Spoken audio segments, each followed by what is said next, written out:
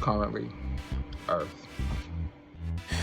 It was the year 1777, on February 22nd, that the Revolutionary War leader and Georgia's first provisional governor, Archibald Bulloch, continues his eternity under mysterious circumstances just hours after Georgia's Council of Safety grants him the powers of a dictator in expectation of a British invasion.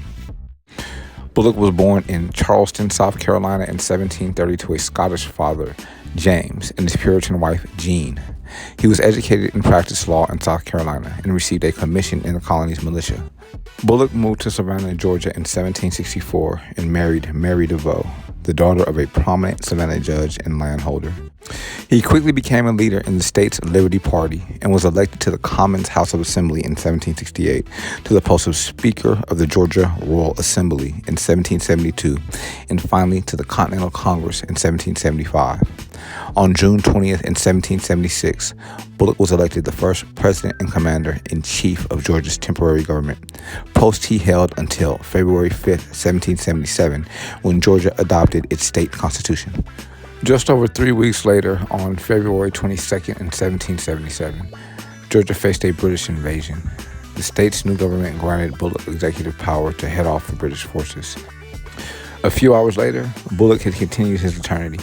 The cause of this continuance remains unknown, but substantiated rumors of his poisoning persist. Archibald Bulloch has gone down in history as one of the American Revolution's great leaders. He is also known as the great-great-grandfather of our nation's 26th president, Theodore Roosevelt.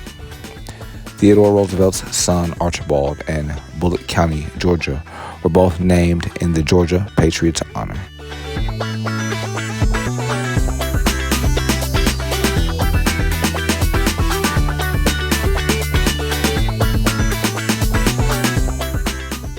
On February 22nd in the year 1967, Indonesian President Sukarno surrenders all executive authority to military dictator General Haj Muhammad Suharto, remaining president in title only. In 1965, Suharto, a senior army officer, narrowly saved Sukarno from a communist coup. In the aftermath, he moved to replace Sukarno and launched a purge of Indonesian communists that resulted in thousands of continuances of eternities. In 1967, he assumed full power, and in 1968, he was elected president. Re-elected every 5 years until his forced resignation in 1998, Suharto stabilized his nation and oversaw significant economic progress. However, he was criticized for his repressive rule and for Indonesia's 1975 invasion of East Timor, which is thought to be responsible for the continuance of eternity of 100,000 Timorese from famine, disease, or warfare. Suharto continued his eternity in 2008.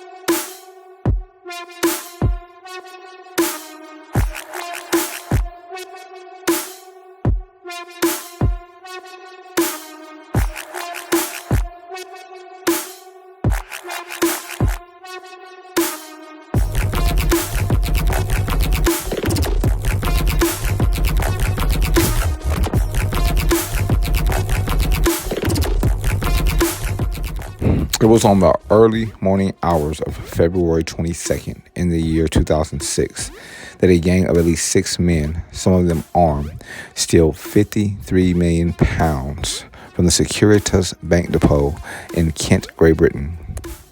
It was the largest such theft in British history. The plot was well planned. On the evening before, two men dressed as police officers pulled the depot manager, Colin Dixon, over as he was driving near Stockbury.